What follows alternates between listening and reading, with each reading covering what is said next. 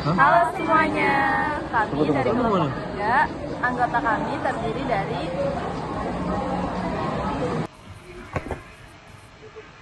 Di sini pertama kita buka kaggle.com, lalu kita klik kolom search di atas halaman.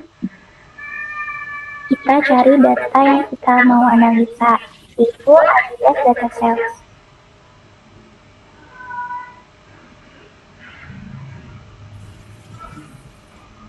Nah, di sini banyak pilihan, kita bisa pilih yang sekiranya costingnya itu banyak. Kita pilih yang paling atas. Lalu cara mengetahui data-data lainnya, kita bisa klik bagian input.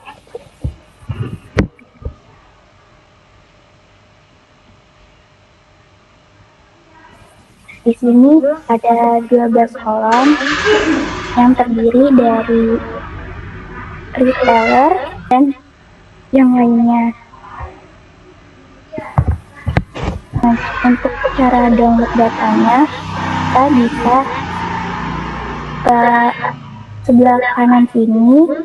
Di situ kita bisa pilih kolom yang mau kita download.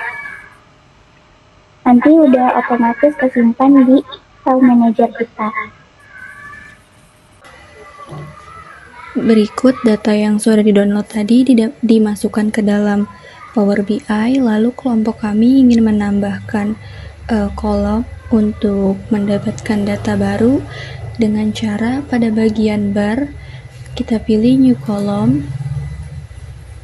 Kita tunggu sebentar. Lalu pada bagian kolom ini kita masukkan rumus. Seperti revenue, kita dapatkan rumusnya dari unit sold dikali price per unit. Selanjutnya kita klik yang tanda centang hijau ini, nanti akan terbentuk kolom baru seperti itu. Begitu dengan kolom-kolom selanjutnya, kita bikin new column dan kita masukkan rumusnya, lalu klik centang hijau.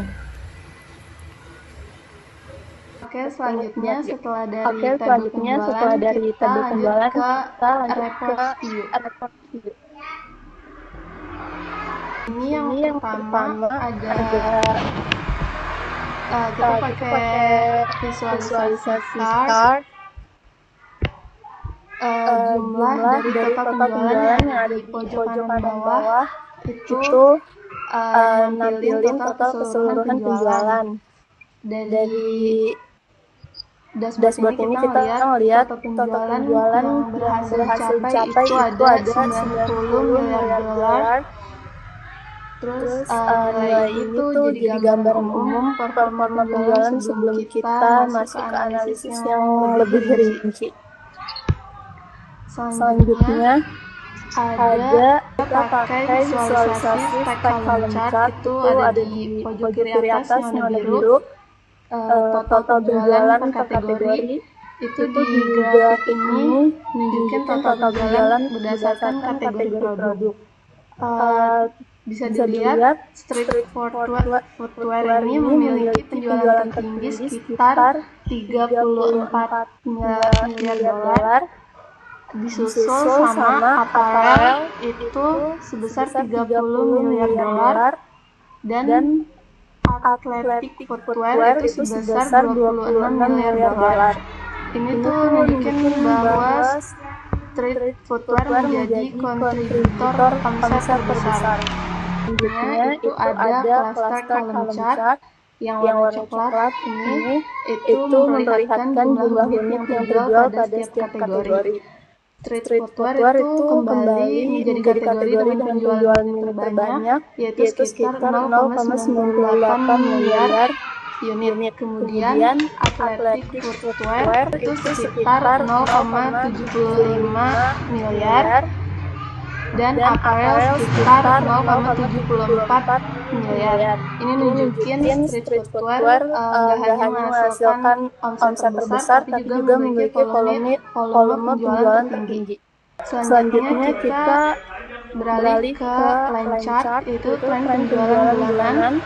Ini menunjukkan perkembangan penjualan setiap bulannya. Terlihat bahwa penjualan mengalami fluktuasi sepanjang tahun. Penjualan terendah terjadi pada bulan ketiga sekitar 5,7 M, kemudian meningkat dan mencapai puncaknya pada bulan ke-7 sekitar 9,5 M. Sebelum kembali mengalami penurunan dan naik lagi pada bulan ke-12 menjadi sekitar 8,5 M.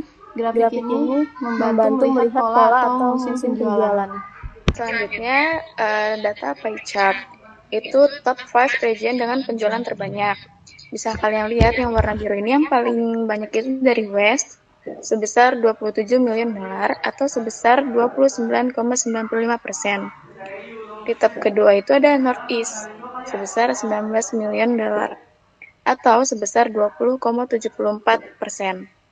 Di top ketiga ada Southeast, 16 million dolar atau sebesar 18,17%.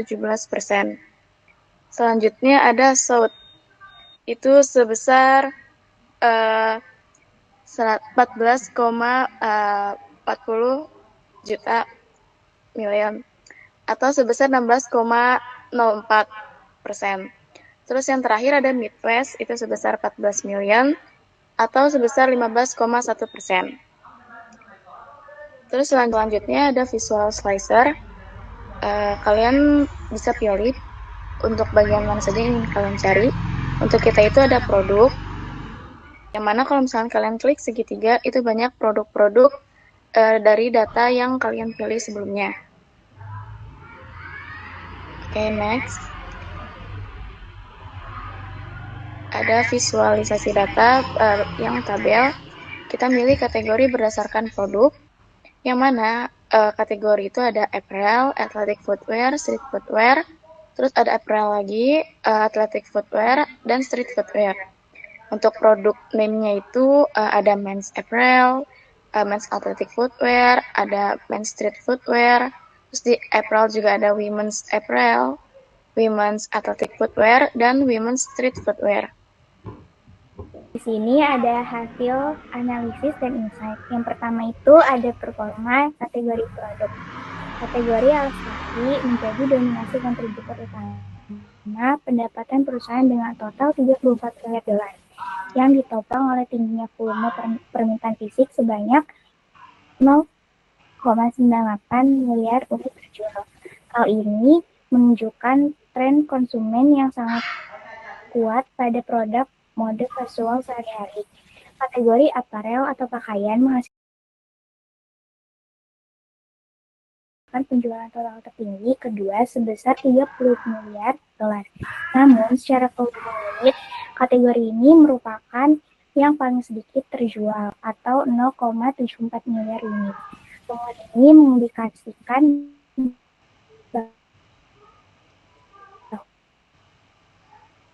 bahwa produk patungan per unit yang jauh lebih tinggi dibandingkan kategori alas kaki, olahraga, atau athletic footwear. Terus yang kedua ada tren fluktuasi penjualan bulanan.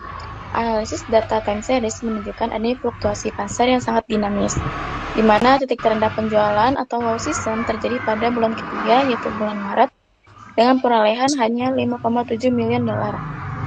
Terus sebaliknya, perusahaan itu mengalami momentum peak season pada bulan ke-7 atau bulan Juli, dengan lonjakan pendapatan menyentuh 8,9 miliar dolar. Terus kembali mengalami tren positif di akhir tahun pada bulan 12 atau bulan Desember sebesar 8,5 miliar dolar. Nah, pola ini sangat berkorelasi dengan musim liburan musim panas dan momentum belanja akhir tahun. Selanjutnya itu pemetaan geografis pangsa pasar. Distribusi perolehan omset memperlihatkan ketimpangan regional, itu wilayah barat atau West Region mendominasi pasar secara mutlak dengan kontribusi 29,95% atau $27 miliar dari total keseluruhan penjualan nasional. Peringkat selanjutnya diduduki oleh Northeast itu 20,74%, disusul oleh Southeast 18,17% dan South itu 15,11%. Wilayah Main West memberikan kontribusi yang paling minim. Hal ini menegaskan bahwa daya serap pasar terkuat berada di kawasan pesisir dan wilayah metropolitan yang padat. Berdasarkan data yang dibuat, berikut rekomendasi strategis yang dapat diimplementasikan. Yang pertama itu pengamanan rantai pasok untuk produk unggulan.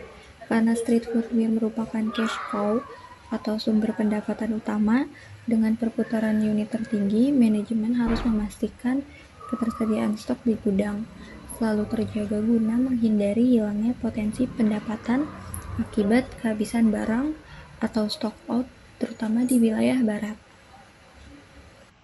Kedua itu ada optimalisasi kampanye pemasaran digital pada periode yang menurun. Untuk memitigasi anjloknya penjualan pada bulan Maret dan bulan-bulan kerja lainnya, disarankan untuk merancang strategi promosi agresif. Perusahaan dapat memanfaatkan social commerce dan target digital ads untuk memberikan diskon khusus atau penawaran bundling produk. Misalnya penggabungan athletic footwear dan apparel di akhir kuartal pertama. Yang ketiga ada strategi penetrasi pasar untuk wilayah berkembang. Mengingat wilayah barat dan timur laut atau Northwest sudah berada pada fase pertumbuhan yang matang, perusahaan perlu mengalokasikan anggaran riset dan promosi ekstra untuk menembus pasar Main West dan South. Lokasi strategi pemasaran dan kolaborasi dengan pengecer lokal di wilayah dapat menjadi kunci pembuka pangsa pasar baru. Yang terakhir ada mempertahankan strategi harga premium pada kategori apparel. Kategori pakaian terbukti efisien secara volume namun tinggi secara nilai finansial. Perusahaan harus mempertahankan positioning eksklusif pada produk apparel ini, fokus pada peningkatan kualitas desain dan meminimalisir perang harga atau diskon berlebih agar nilai margin tetap optimal. Sekian presentasi dari kelompok kami. Wassalamualaikum warahmatullahi wabarakatuh.